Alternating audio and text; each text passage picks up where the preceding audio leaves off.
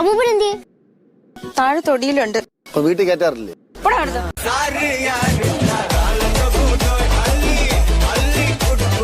നീ ഒരു കാര്യം ചെയ്യാം, ഒരു മുഴം കയറില്ലേ എല്ലാവർക്കും കൂടെ ജീവനം അവസാനിപ്പിക്കാം. അച്ഛാ, ഒരു മുഴം കയറെന്ന് പറയുമ്പോ ഇത്രല്ലേ വേറുള്ളൂ, അതിലെങ്ങനെ ജീവിതം അവസാനിപ്പിക്കാൻ പറ്റും?